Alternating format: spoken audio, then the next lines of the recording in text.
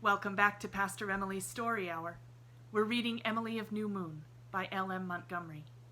Chapter 23, Deals with Ghosts. "Your aunt is in the back parlor," said Caroline Priest. "Come this way. Are you tired?"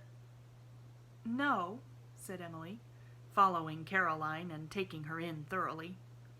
If Caroline were a witch, she was a very small one. She was really no taller than Emilie herself. She wore a black silk dress and a little string cap of black net on her yellowish-white hair. Her face was more wrinkled than Emilie had ever supposed a face could be, and she had the peculiar gray-green eyes which, as Emilie afterwards discovered, ran in the Priest clan. "You may be a witch," thought Emilie, "but I think I can manage you." They went through the spacious hall, catching glimpses on either side of large, dim, splendid rooms, then through the kitchen end, out of it, into a little odd black hall. It was long and narrow and dark. On one side was a row of 4 square, small-paned windows. On the other were cupboards, reaching from floor to ceiling, with doors of black, shining wood. Emilie felt like one of the heroines in Gothic romance, wandering at midnight through a subterranean dungeon with some unholy guide. She had read The Mysteries of Udolpho and The Romance of the Forest before the taboo had fallen on Dr. Burnley's bookcase. She shivered. It was awful, but interesting. At the end of the hall, a flight of steps led up to a door. Beside the steps was an immense black grandfather's clock, reaching almost to the ceiling. "We shut little girls up in that when they're bad," whispered Caroline, nodding at Emilie as she opened the door that led to the back parlor. "I'll take good care you won't shut me up in it," thought Emilie. The back parlor was a pretty, quaint old room where a table was laid for supper. Caroline led Emilie through it and knocked at another door, using a quaint old brass knocker that was fashioned like a chessy cat, with such an irresistible grin that you wanted to grin too when you saw it. Somebody said, "Come in," and they went down another 4 steps. Was there ever such a funny house? Into a bedroom. And here at last was Great Aunt Nancy Priest, sitting in her armchair with her black stick leaning against her knee and her tiny white hands, still pretty, and sparkling with fine rings, laying on her purple silk apron. Emilie felt a distinct shock of disappointment. After hearing that poem in which Nancy Murray's beauty of nut-brown hair and starry brown eyes and cheek of satin rose had been berhymed, she had somehow expected Great Aunt Nancy, in spite of her 90 years, to be beautiful still. But Aunt Nancy was white-haired and yellow-skinned and wrinkled and shrunken, though her brown eyes were still bright and shrewd. Somehow she looked like an old fairy, an impish, tolerant old fairy who might suddenly turn malevolent if you rubbed her the wrong way, only fairies never wore long gold-tasseled earrings that almost touched their shoulders, or white lace caps with purple pansies in them. "So this is Juliet's girl," she said, giving Emilie one of her sparkling hands. "Don't look so startled, child. I'm not going to kiss you. I never held with inflicting kisses on defenseless creatures simply because they were so unlucky as to be my relatives. Now, who does she look like, Caroline?" Emilie made a mental grimace. Now for another ordeal of comparisons wherein dead and gone noses and eyes and foreheads would be dragged out and fitted on her. She was thoroughly tired of having her looks talked over in every gathering of the clans. "Not much like the Murrays," said Caroline, peering so closely into her face that Emilie involuntarily drew back. "Not so handsome as the Murrays." "Nor the Stars, either. Her father was a handsome man, so handsome that I'd have run away with him myself if I'd been 50 years younger. There's nothing of Juliet in her that I can see. Juliet was pretty. You are not as good-looking as that picture made you out, but I didn't expect you would be. Pictures and epitaphs are never to be trusted. Where's your bang gone, Emilie?" Aunt Elizabeth combed it back. Well, you comb it down again while you're in my house. There's something of your grandfather, Murray, about your eyebrows. Your grandfather was a handsome man, and a darned bad-tempered one. Almost as bad-tempered as the priests, hey, Caroline? If you please, Great Aunt Nancy, said Emilie deliberately, I don't like to be told I look like other people. I look just like myself. Aunt Nancy chuckled. Spunk, I see. Good. I never cared for meek youngsters. So you're not stupid, huh? No, I'm not. Great Aunt Nancy grinned this time. Her false teeth looked uncannily white and young in her old brown face. Good. If you've brains, it's better than beauty. Brains last. Beauty doesn't. Me, for example. Caroline here now never had either brains nor beauty, had you, Caroline? Come, let's go to supper. Thank goodness my stomach has stood by me, if my looks haven't. Great Aunt Nancy hobbled by the aid of her stick up the steps and over to the table. She sat at one end, Caroline at the other, Emilie between, feeling rather uncomfortable. But the ruling passion was still strong in her, and she was already composing a description of them for the blank book. I wonder if anybody will be sorry when you die, she thought, looking intently at Caroline's wizened face. Come now, tell me, said Aunt Nancy. If you're not stupid, why did you write me such a stupid letter that first time? Lord, but it was stupid. I read it over to Caroline to punish her whenever she is naughty. I couldn't write any other kind of letter because Aunt Elizabeth said she was going to read it. Ha! Trust Elizabeth for that. Well, you can write what you like here and say what you like and do what you like. Nobody will interfere with you or try to bring you up. I asked you for a visit, not for discipline. Thought likely you'd have had enough of that at New Moon. You can have the run of the house and pick a beau to your liking from the priest boys, not that the young fry are what they were in my time. I don't want a beau, retorted Emilie. She felt rather disgusted. Old Kelly had ranted about beaux half the way over, and here was Aunt Nancy beginning on the same unnecessary subject. Don't you tell me, said Aunt Nancy, laughing until her gold tassels shook. There never was a Murray of New Moon that didn't like a beau. When I was your age, I had half a dozen. All the little boys in Blairwater were fighting about me. Caroline here now never had a beau in her life, had you, Caroline? Never wanted one, snapped Caroline. 80 and 12 say the same thing and both lie, said Aunt Nancy. What's the use of being hypocrites among ourselves? I don't say it isn't well enough when men are about. Caroline, do you notice what a pretty hand Emilie has? As pretty as mine when I was young, and an elbow like a cat's. Cousin Susan Murray had an elbow like that. It's odd. She has more points that are Murray about her than star points, and yet she looks like the stars and not like the Murrays. What odd sums in addition we all are. The answer is never what you'd expect. Caroline, what a pity that Jarback isn't home. He'd like Emilie. I have a feeling he'd like Emilie. Jarback's the only priest that'll ever go to heaven, Emilie. Let's have a look at your ankles, Puss. Emilie rather unwillingly put out her foot. Aunt Nancy nodded her satisfaction. Mary Shipley's ankle. Only one in a generation has it. I had it. The Murray ankles are thick. Even your mother's ankles were thick.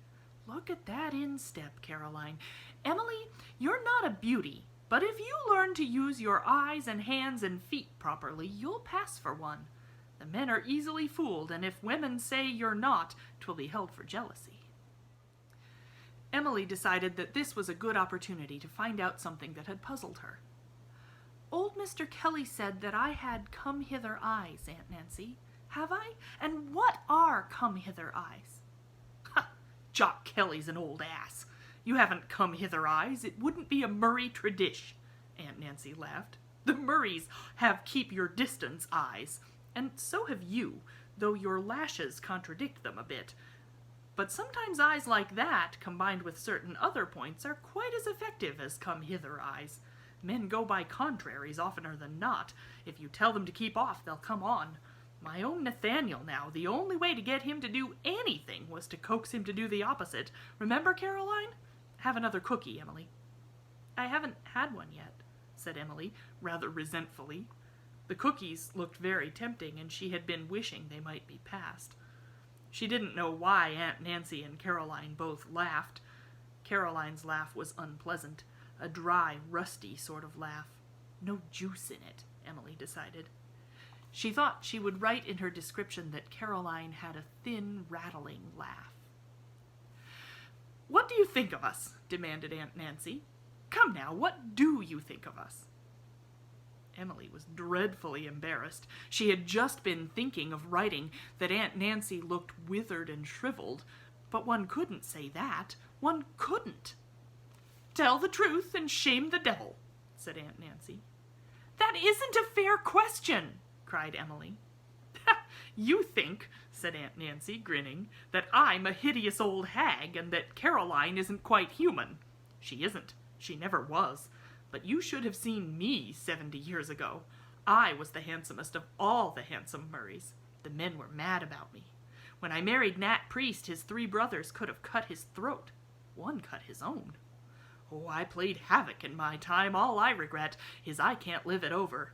'Twas a grand life while it lasted. I queened it over them. The women hated me, of course, all but Caroline here. You worshipped me, didn't you, Caroline? And you worship me yet, don't you, Caroline? Caroline, I wish you didn't have a wart on your nose." "I wish you had one on your tongue," said Caroline waspishly. Emily was beginning to feel tired and bewildered. It was interesting, and Aunt Nancy was kind enough in her queer way. But at home, Ilsa and Perry and Teddy would be foregathering in Lofty John's bush for their evening revel, and Saucy Sal would be sitting on the dairy steps waiting for Cousin Jimmy to give her the froth. Emily suddenly realized that she was as homesick for New Moon as she had been for Maywood her first night at New Moon. "The child's tired," said Aunt Nancy. "Take her to bed, Caroline. Put her in the pink room." Emily followed Caroline through the back hall, through the kitchen, through the front hall, up the stairs, down a long hall, through a long side hall. Where on earth was she being taken? Finally, they reached a large room. Caroline set down the lamp and asked Emily if she had a nightgown. "Of course I have. Do you suppose Aunt Elizabeth would have let me come without one?" Emily was quite indignant. "Nancy says you can sleep as long as you like in the morning," said Caroline. "Good night. Nancy and I sleep in the old wing, of course, and the rest of us sleep well in our graves." With this cryptic remark, Caroline trotted out and shut the door. Emily sat down on an embroidered ottoman and looked about her. The window curtains were of faded pink brocade, and the walls were hung with pink paper decorated with diamonds of rose chains. It made a very pretty fairy paper, as Emily found by cocking her eyes at it. There was a green carpet on the floor, so lavishly splashed with big pink roses that Emily was almost afraid to walk on it. She decided that the room was a very splendid one. "But I have to sleep here alone, so I must say my prayers very carefully," she reflected. She undressed rather hastily, blew out the light, and got into bed. She covered herself up to her chin and lay there staring at the high white ceiling. She had grown so used to Aunt Elizabeth's curtained bed that she felt curiously unsheltered in this low, modern one. But at least the window was wide open. Evidently Aunt Nancy did not share Aunt Elizabeth's horror of night air. Through it, Emily could see the summer fields lying in the magic of a rising yellow moon. But the room was big and ghostly. She felt horribly far away from everybody. She was lonesome and homesick. She thought of old Kelly and his toad ointment. Perhaps he did boil the toads alive after all. The hideous thought tormented her. It was awful to think of toads, or anything, being boiled alive. She had never slept alone before. Suddenly she was frightened. How the window rattled. It sounded terribly as if somebody or something were trying to get in. She thought of Ilsa's ghost, A ghost you couldn't see, but could hear and feel, was something especially spooky in the way of ghosts, and she thought of the stone dogs that went woo at midnight. A dog did begin to howl somewhere. Emilie felt a cold perspiration on her brow. What had Caroline meant about the rest of them sleeping well in their graves? The floor creaked. Wasn't there somebody or something tiptoeing round outside the door? Didn't something move in the corner? There were mysterious sounds in the long hall. "I won't be scared," said Emilie. "I won't think of these things, and tomorrow I'll write down all about how I feel now." And then she did hear something, right behind the wall at the head of her bed. There was no mistake about it. It was not imagination. She heard distinctly strange, uncanny rustles, as if stiff silk dresses were rubbing against each other, as if fluttering wings fanned the air, and there were soft, low, muffled sounds like tiny children's cries or moans. They lasted. They kept on. Now and then they would die away and then start up again. Emilie cowered under the bedclothes, cold with real terror. Before, her fright had only been on the surface. She had known there was nothing to fear, even while she feared.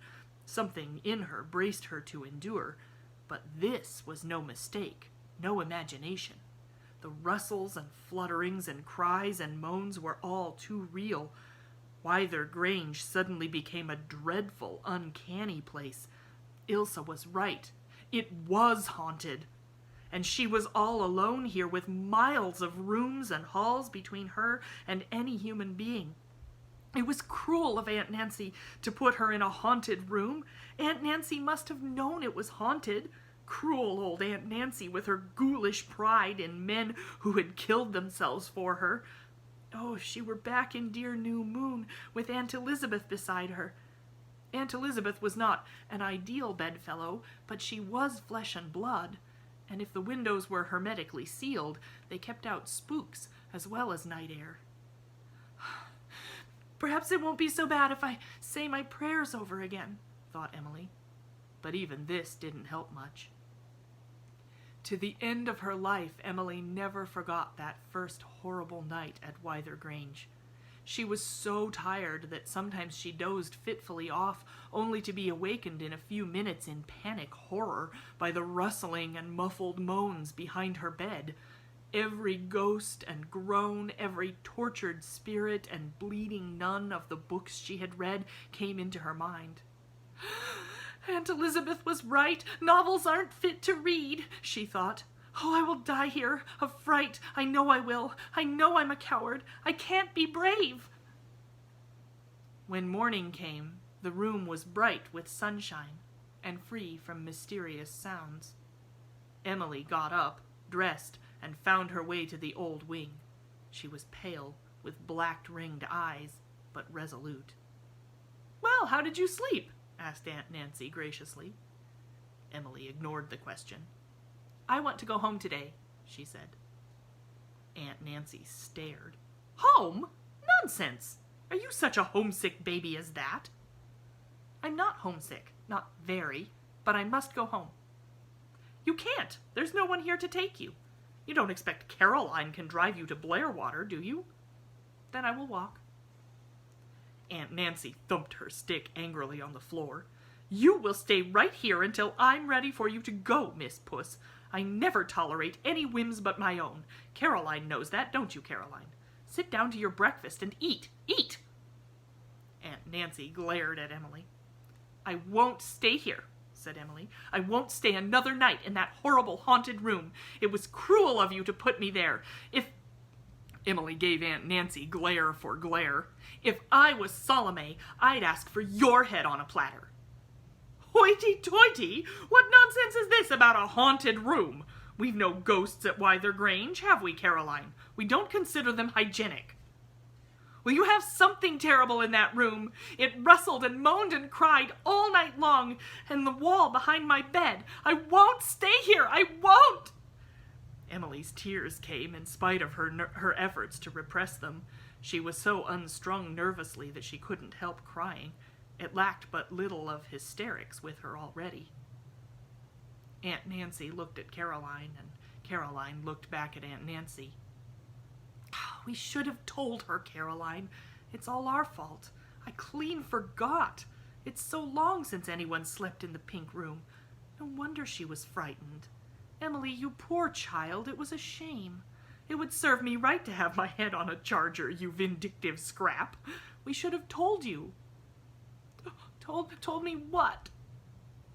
About the swallows in the chimney. That was what you heard. The big central chimney goes right up through the walls behind your bed. It is never used now since the fireplaces were built in, and the swallows nest there, hundreds of them. They do make an uncanny noise, fluttering and quarreling as they do. Emilie felt foolish and ashamed, much more ashamed than she needed to feel, for her experience had really been a very trying one, and older folks than she had been woefully frightened of nights in the pink room at Wyther Grange. Nancy Priest had put people into that room sometimes expressly to scare them, but to do her justice, she really had forgotten in Emilie's case, and was sorry. Emilie said no more about going home. Caroline and Aunt Nancy were both very kind to her that day. She had a good nap in the afternoon, and when the second night came, she went straight to the pink room and slept soundly the night through. The rustles and cries were as distinct as ever, but swallows and specters were two entirely different things. After all, I think I'll like Wyther Grange, said Emilie. Come back tomorrow for chapter 24.